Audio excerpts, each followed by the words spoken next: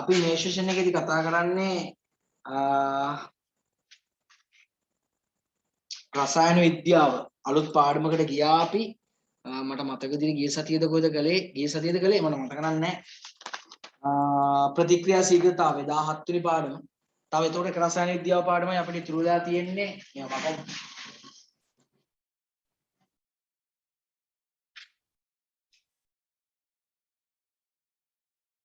රසායන විද්‍යාව පාඩම අපිට ඉතුරු වෙලා තියෙන්නේ කරන්න.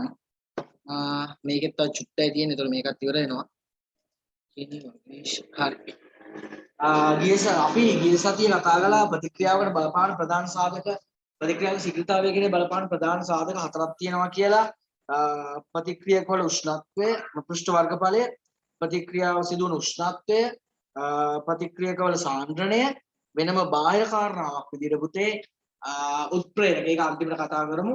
එතකොට ගිය සතියේ අපි එකක් පොඩි හැඳින්වීමක් කළා කොහොමද පෘෂ්ඨ වර්ගඵලය කියන්නේ සෙන්ටිමීටර දෙක සයිස් ලී ගණකයක් අරගෙන එයාගේ පෘෂ්ඨ වර්ගඵලය බලලා ඊට පස්සේ එයා සමාන කුට්ටි වලට කැපුවාම එයාගේ පෘෂ්ඨ වර්ගඵලය කොහොමද ඉන්නේ බලලා පෘෂ්ඨ වර්ගඵල දෙක සංසන්දනය කරාම ඒ ලොකු ලී කුට්ටියට වඩා පොඩි ලී කුට්ටිය වල පෘෂ්ඨ වර්ගඵලය වැඩි කියන එක අපි සාකච්ඡා කළා. ඒ විතරක් නෙමෙයි පුතේ මේ තව ඒකේම සරල සංසිද්ධි විදිහට අපි කතා කරලා ඩයජීන් පෙත්තක් වගේ දෙයක්. ඩයජීන් පෙත්තක් ගිලිනවට වඩා හපලා කන එක ඵලදායි කියන එක අපි තේරුම් ගත්තා. ලොකු ලී කොට දර පෝර්ණුවකට දානවට වඩා ඒවා ඵල දාන එක ඵලදායි කියන එක අපි ඉගෙන ගත්තා. ඒකෙම තව අතුරු කතා තියෙනවා කෑම එක සැරේ හව් ගාලා ගිලින්න නැතුව කෑම හොඳට හපලා කන්න පුළුවන් නම් ප්‍රතික්‍රියා ශීඝ්‍රතාවය වැඩි, හොඳට එන්සයිමත් එක්ක ක්‍රියා කරනවා, ජීර්ණයත් හොඳට සිද්ධ වෙනවා කියන එක ගැන අපි කතා කළා. අද ඒකෙම තව පොඩි කොටසක් මොකද ඉවර කරන්න බැරි වුණා අපිට ඒක සාකච්ඡා කරන්න තියෙන්නේ. ඕක තමයි තියෙන්නේ.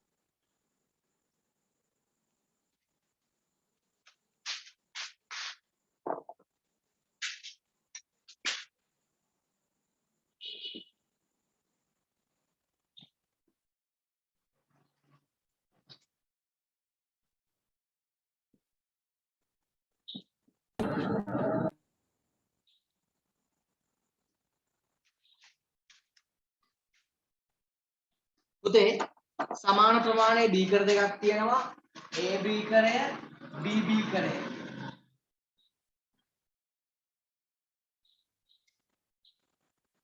මේ දෙකේම සමාන සාන්ද්‍රණයෙන් යුත් තනුක හයිඩ්‍රොක්ලෝරික් අම්ලයේ ඉන්නවා. තනුක HCl අම්ලය. මේ CaCO3 කැල්සියම් කාබනේට් කැට මේ CaCO3 කුඩු හරි CaCO3 කුඩු. ඉතින් පුතේ මේ දෙකම එකම අවස්ථාවක තමයි වැටෙන්න සලස්සන්න ඕන. එහෙම වැටෙන්න සැලැස්සුවාම හයිඩ්‍රොක්ලෝරික් අම්ලයත් එක්ක කාබනේට ප්‍රතික්‍රියා කරලා කාබන් ඩයොක්සයිඩ් වායුව උදාහරණ. මේකෙන් පිට වෙනවා පුතේ බුබුලු.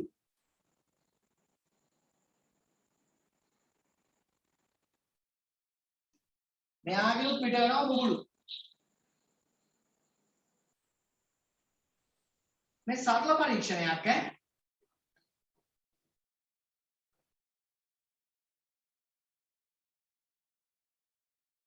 මේකෙදි අපි නිරීක්ෂණය කරන්නේ පිට වෙන බුබුලු ප්‍රමාණය. මෙයාගේ පිට වෙන බුබුලු ප්‍රමාණයට වඩා මෙයාගේ පිට වෙන බුබුලු ප්‍රමාණය මොකයිද පුතේ? වැඩි. ඒ කියන්නේ මෙයාගේ සිදුවෙන ප්‍රතික්‍රියාවට වඩා මෙයාගේ ඒ කාබන් ඩයොක්සයිඩ් වැඩිපුර හැදෙනවානේ.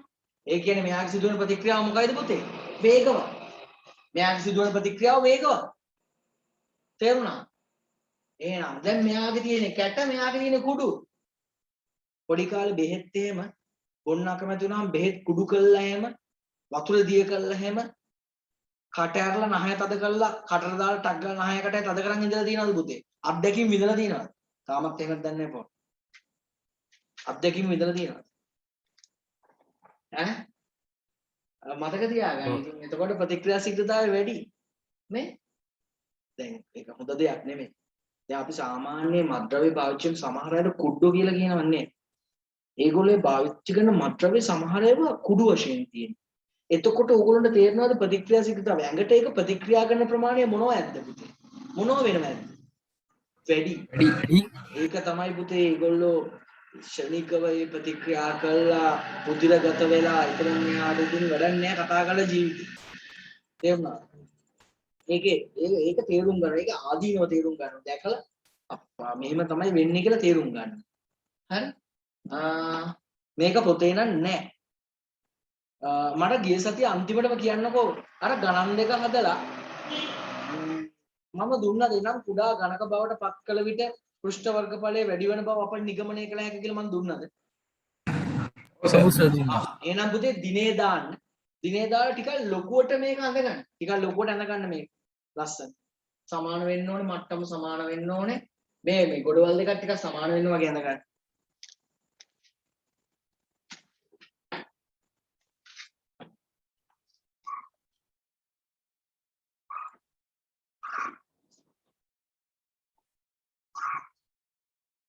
ඊළඟ සෙෂන් එක තමයි ඊළඟ සෙෂන් එක. මම මොනවද කියන්නේ කියලා මම හිතනවා. ඔයගොල්ලෝ මොකක් හරි මාව එහෙම විශේෂ කරුණු කියන්න තියෙනවා දැනුවත් කරන්න පුතේ.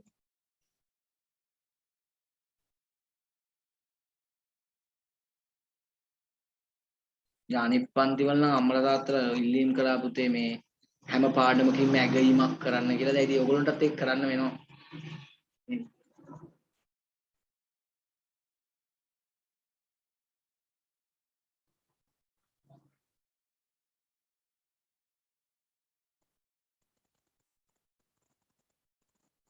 ඒක තමයි මම අහුවෙන්නේ. ඔව් ඉතින් මොනව කරන්න?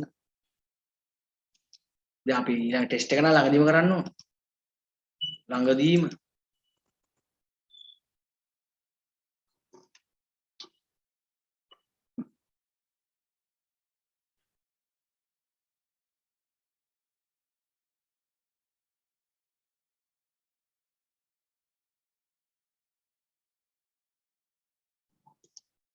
ඊළඟට පේපර් එක කරනකොට ඇගීමක් දුන්නත් කමක් නැහැ.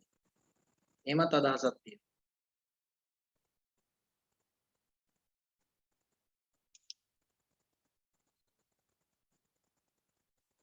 බෑ හැම බෑ. පේපර් එකම තමයි කරන්න ඕන.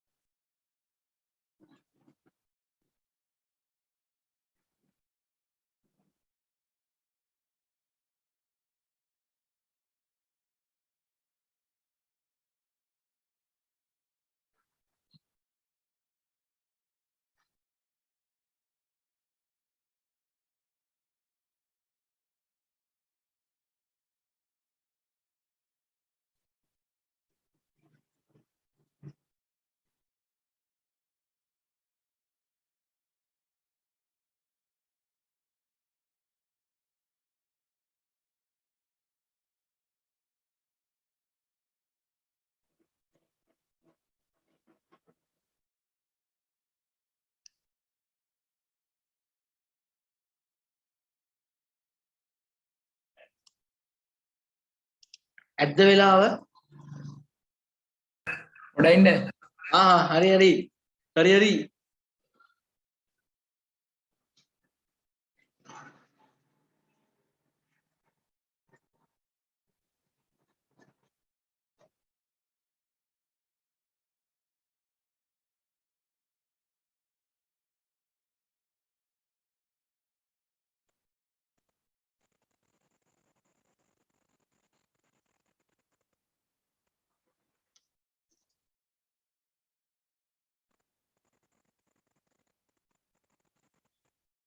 මේ පේරන්ට්ස් මීටින් එකේදී කැමරාව ඔන් කරන්න ඕනේ පුතේ. නැත්නම් ඔයගොල්ලෝ හිටියොත් පේරන්ට්ස් මීටින් එක.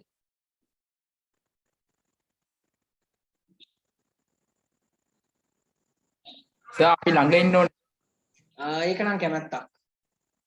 අර අම්මලාට ඉතින් මයික් ඕන් කරගන්න යාම මේ කරගන්න උදව් කරන්න යාම මේ ඕනොත් ටිකක් ඉන්නේ. එහෙම නැත්නම් ඕගොල්ලෝ නම් ඉතින් හිටියත් එකයි නැත්ත් එකයි. මට ගිය සතියේ ලකුණු එහෙම දීපු නැති අය ඉන්නවත් තාම.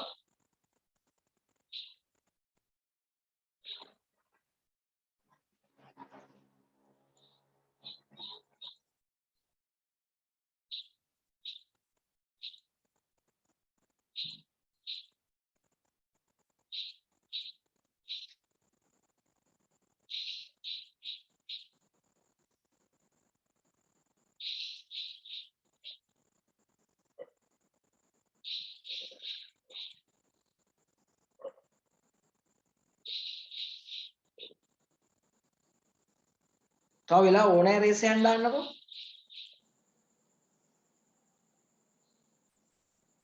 නෑනේ. අපි ලියමු. හරි. සමාන ප්‍රමාණයේ බීකර දෙකක් ගෙන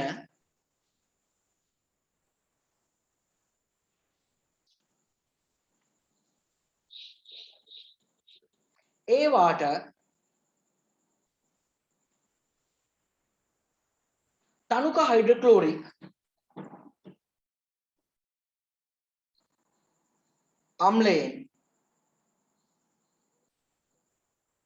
තනුක හයිඩ්‍රොක්ලෝරික් අම්ලයෙන් සම පරිමාවක් දමා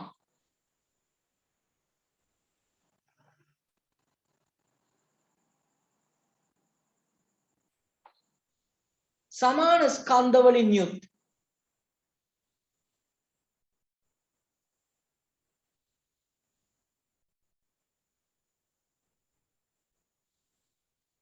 කැල්සියම් කාබනේට් CaCO3 කියලා ලියුණා හරි. කැල්සියම් කාබනේට් කැට ඒටද කැපිටල් A ඒටද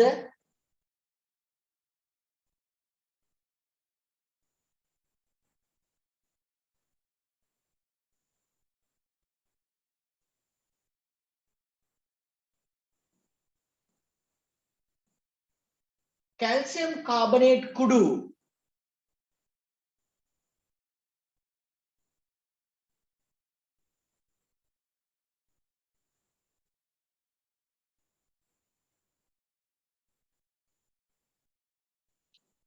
බීටද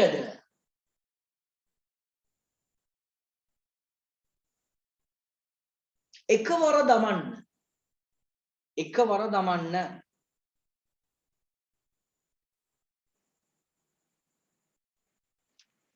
අලුච්ඡේදයකට යන්නේ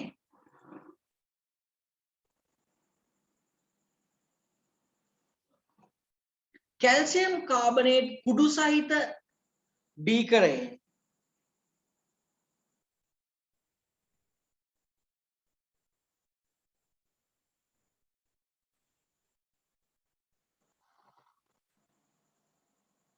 වඩා වැඩි වේගයකින්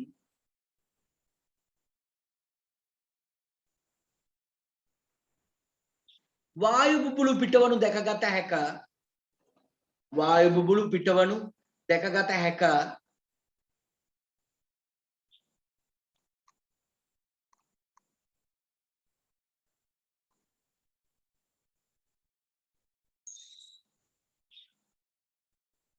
එනම්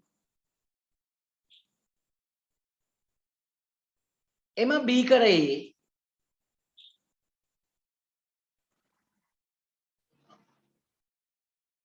ප්‍රතික්‍රියා ශීඝ්‍රතාවය වැඩිය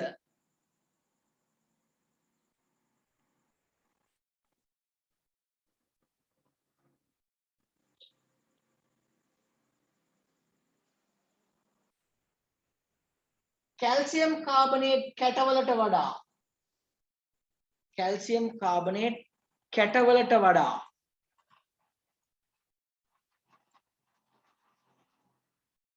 කුඩුවල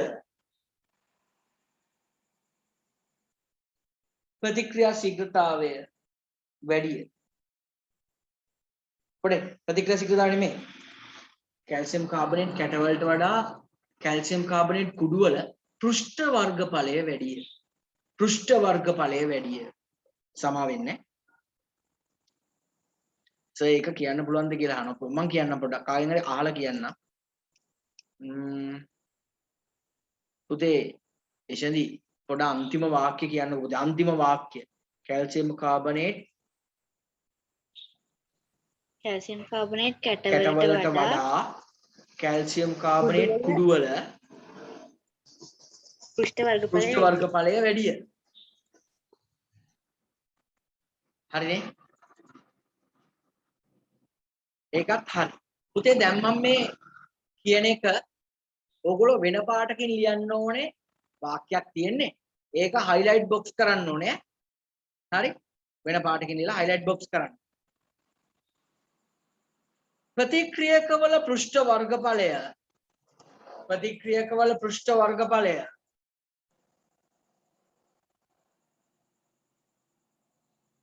වැඩි වන විට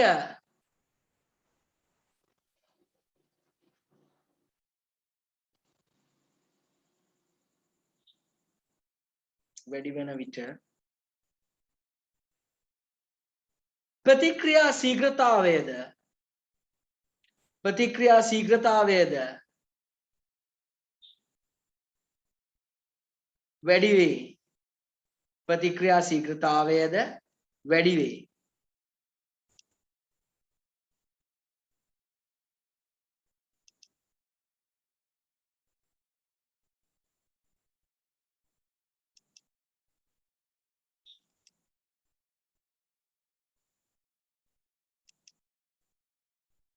හරි. පුතේ ඒක highlight box කරන්නකෝ.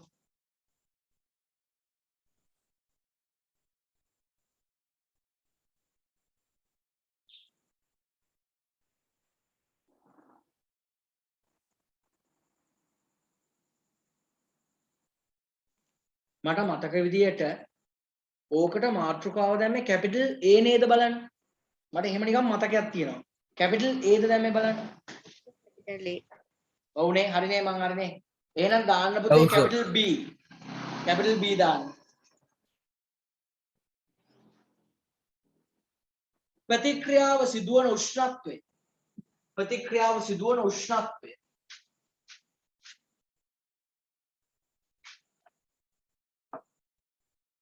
පුතේ එකම જાතිය එකම ප්‍රමාණයේ කෑම වර්ග දෙකක් කියන්නේ සම ප්‍රමාණ වලින් එකක් මේසෙ උඩ තියලා තියෙනවා එකක් ෆ්‍රිජ් එකේ දාලා තියෙනවා. කොයි කෑම එකද ඉක්මනට නරක වෙන්නේ? කොයි කෑම එකද ඉක්මනට නරක වෙන්නේ? එළිය තියෙන ඉක්මනට නරක වෙන්නේ. ඒ කියන්නේ ඒක මත ජෛව රසායනික ප්‍රතික්‍රියාවල වේගවත් වෙනවා. ඒ කියන්නේ සුද්ධ ජීවීන්ට සුදුසු උෂ්ණත්වයක් තියෙනවා එතන. ෆ්‍රිජ් එකට දැම්මම වන්න සුද්ධ ජීවීන්ට සුදුසු උෂ්ණත්වයක් නැහැ. ඊපිෂර් එකට දැම්මම තවත් අමාරුයි වෙයි. තේරුණාද? අන්න එතකොට මේ ජෛව රසායනික ප්‍රතික්‍රියා සිද්ධ වෙන්න සුදුසු උෂ්ණත්වයක් තියෙනවා. හරි? තව උදාහරණයක් කියන්න මේක සාමාන්‍ය දෙයක් දන්න දෙයක්. ඒක අහමුකෝ. ශීත ජලය ඒ කියන්නේ කූල් වතුර, ඇල් වතුර, උණු වතුර සමාන පරිමාණවල වීදුරු තුනක් තියෙනවා පුතේ. සමාන ප්‍රමාණවලින් සීනි ඇති දෙක දාලා කලවම් කරනවා. සීනි හොඳටම දිය වෙන්නේ කාගෙද? සීනි හොඳටම කරන්නේ කෝකෙද? වතුරේ. උණු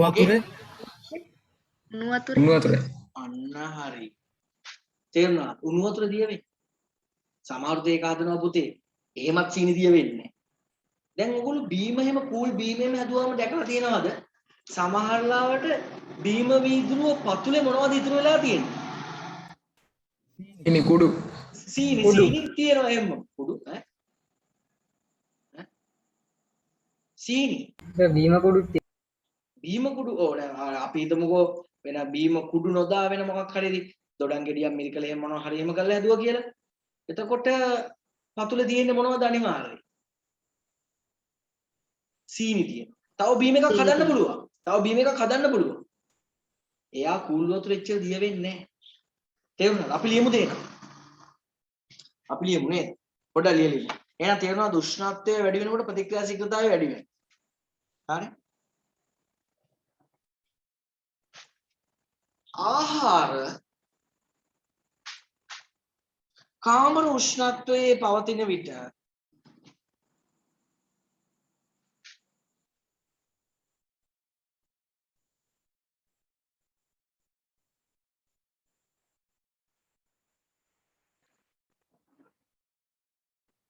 වඩා ඉක්මනින් නරක් වී යයි.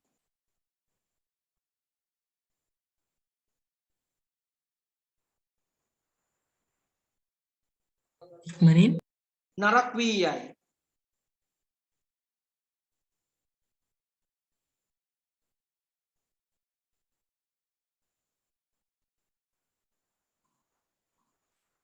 හරි.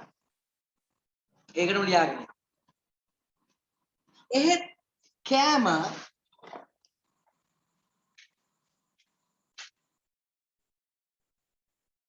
ශීතකරණයේ හෝ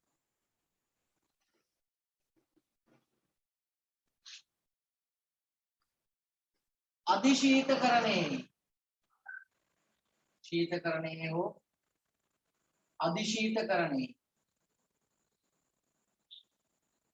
තැබූ විට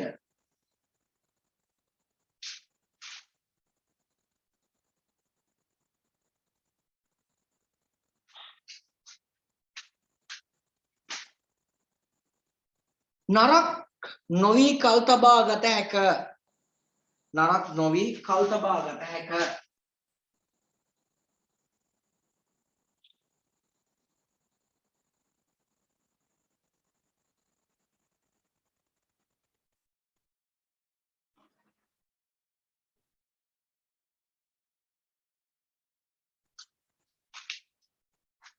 නරක් නොවි කල් තබා ගත හැක. එනම් උෂ්ණත්වය අඩුවීමේදී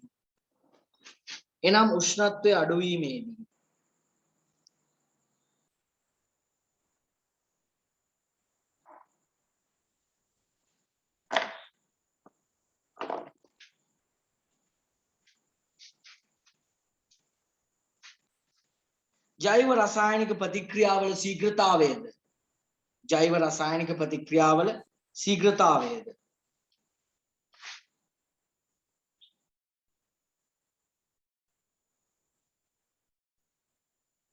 අඩු වේ.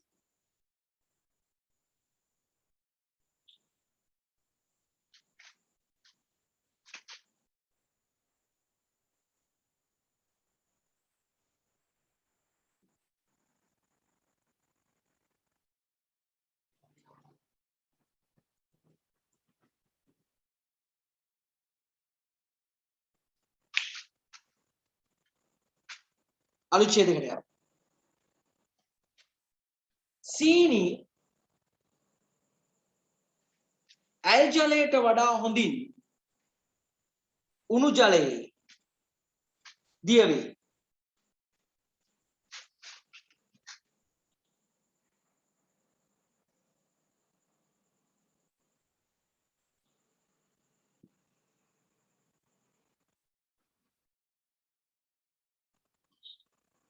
ඇල් ජලයට වඩා හොඳින් උණු ජලයේ දිය වේ.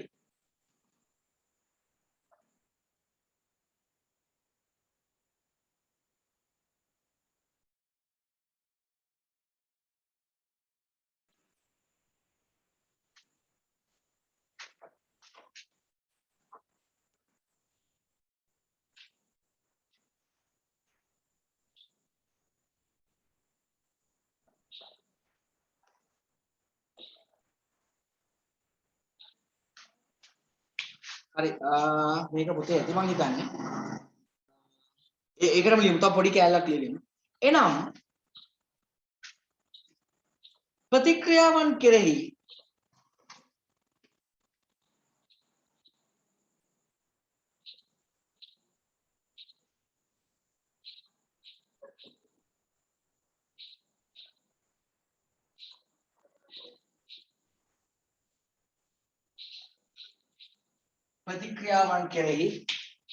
උෂ්ණත්වයේ යම් බලපෑමක් ඇත.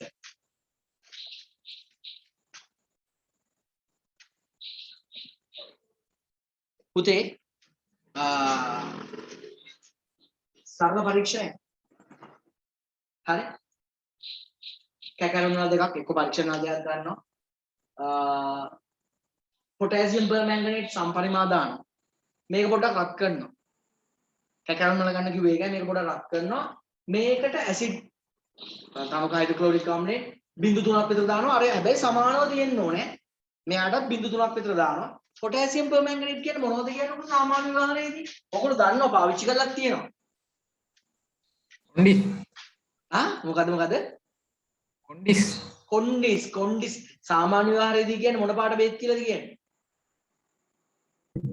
දම්බේ දම් පාට බෙහෙත්. හරිද? එතකොට දැන් මම මේක පාට කළේ නෑ. මේක දම් පාට තියෙන්න ඕනේ පුතේ. අපි ලාදම් පාට කැමති නම් ලාදම් පාටින් පාට කරන්න. පස්සේ. හරි? කියලා. දැන් මේක එකවර සමාන ස්කන්ධයේ තියෙන ඇන දෙකක් ගන්න පුළුවන් නම් පරීක්ෂණේ වඩාත් හොඳයි. පිරිසිදු යකඩ ඇන දෙකක්. එකවර නම් මේකට ටොයින් දාලා දාන්න. සද්ද එනවා පුතේ ටොයින් දාලා. ටොයින් දාලා. දැම්මහම. හරි? දැන් මෙහෙම දානවනේ. දම් පාට ක්‍රමයෙන් අඩු වෙනවා.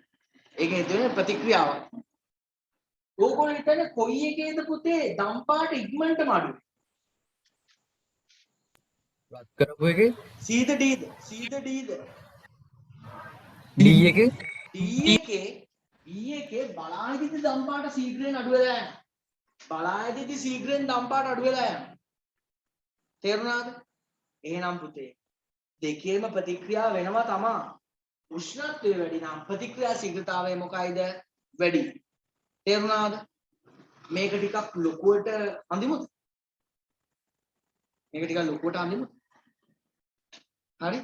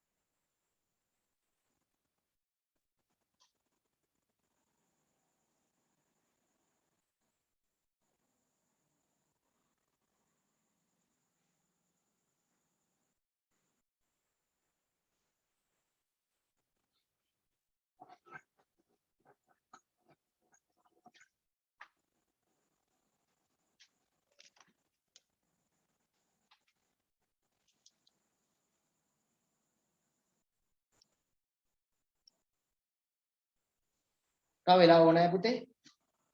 තව වෙලා ඕනේ ඉන්නවද? නා ඉන්නවා. හරි. අනින්න.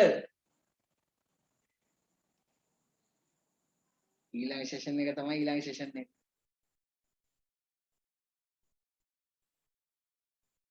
අපි ලබන ජනවාරි වෙනිදාම පාස් පේපර්ස් කරන්න පටන් ගමු නේද පුතේ? ඈ? මේ ඕකේ මම මේ ඒක කලින් මම අම්මලා තාත්තලාටත් කියන්න.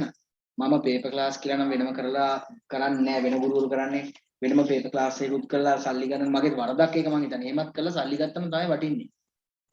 එහෙම කරා නම් තමයි මේ හොඳ. එහෙම මේ කරන්නේ නැහැ. මම මේ මගේ පන්ති ඇතුළේම තමයි ෂෝට් නෝට් ගන්න හැටි. අන්න ඒක නම් හොඳයි නේද? මතක් කරපේක හොඳයි සනුකෝ. ඇත්තට පන්ති හිටියා නම් මේ වෙනකොට මේ කවුද මේ උදේශ් කියලා ඉන්නේ? උදේශ් කෙනෙක් කෙනාව දන්නේ නැහැ නේ. ඒකින්ද ගන්න බෑනේ. මේ මතක් කරපේකද පන්ති හිටියා නම් මේ වෙනකොට ගහන්න කියලා දීලා.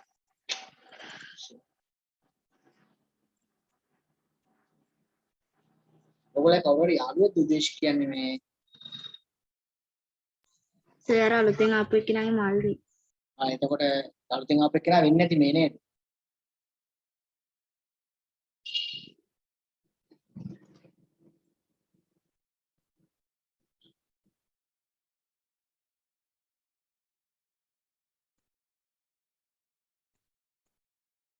පටන් ගමුද ලියමුද මොකද කියන්නේ? ලියමු නේද මේක බෝඩ් එකේ තියෙනවනේ. පොඩ්ඩක් ඉන්න සර්. හරි මේක බෝඩ් එකේ තියෙනවනේ අපි ලියමු ඒ අතරේ. රාජු අපි ලියමු. මෙහෙම ලියන්න. සමාන ප්‍රමාණයේ කැකරුණා දෙකක් ගෙන සමාන ප්‍රමාණයේ කැකරුණා දෙකක් ගෙන සම පරිමාවලින්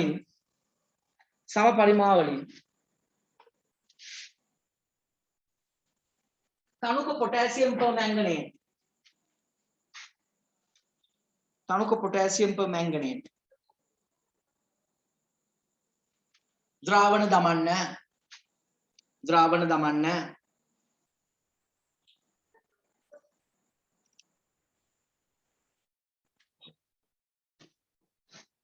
ඒවාට තනුක පොටෑසියම් per manganate ද්‍රාවණ දමන්න ඒවාට සම පරිමාවලින්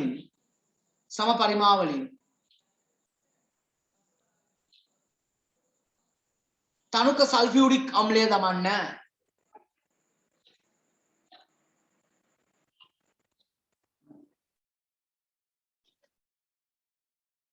डी පරීක්ෂණ නලය තරම ඉහළ උෂ්ණත්වයකට රත් කරන්න සර් සමාන පරිමාවලින් තනුක සල්ෆියුරික් අම්ලය එක් කරන්න डी පරීක්ෂණ නලය ඉහළ උෂ්ණත්වයකට රත් කරන්න डी පරීක්ෂණ නලය ඉහළ උෂ්ණත්වයකට රත් කරන්න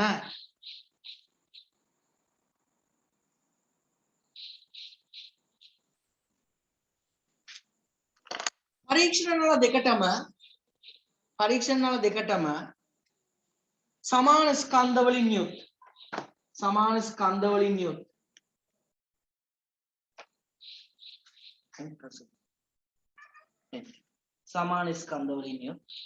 පරීක්ෂණ නල දෙකටම සමාන ස්කන්ධ වලින් යුත්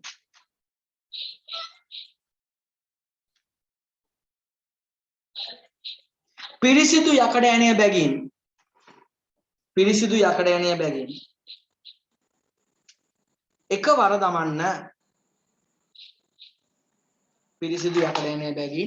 එකවර දමන්න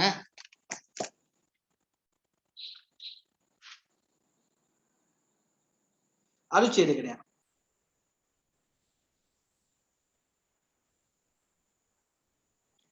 ඩීහි දම්පැහැය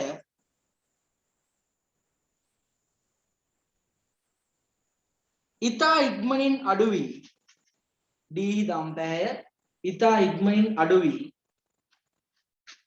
විවර්ණ වේ. මොකද්ද පුතේ විවර්ණ වෙනවා කියන්නේ?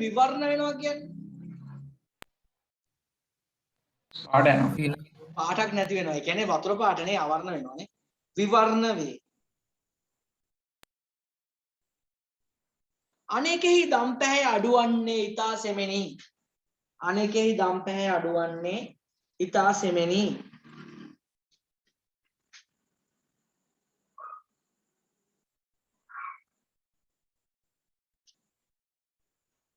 අලුච්ඡේදයකට යනවා. එනම් උෂ්ණත්වය වැඩි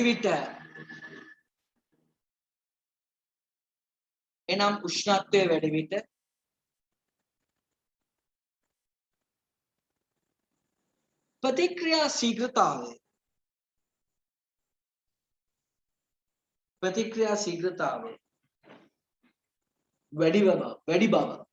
ප්‍රතික්‍රියා ශීඝ්‍රතාවය වැඩි බව අපට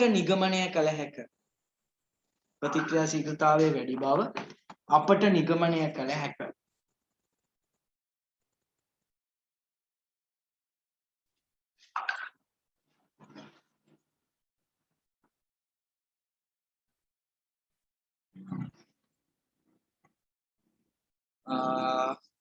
හරි පුතේ දැන් මේ සෙෂන් එක ඉවර වෙනවා. මේක වීඩියෝ එක කන්වර්ට් වෙච්ච එකම මම ලින්ක් එකක් එවන්නම්. එතකොට අම්මලා තාත්තලා තමයි සහභාගී වෙන්නේ ඊළඟ එකට. ඒක රෙකෝඩින් දාන්නේ නැහැ.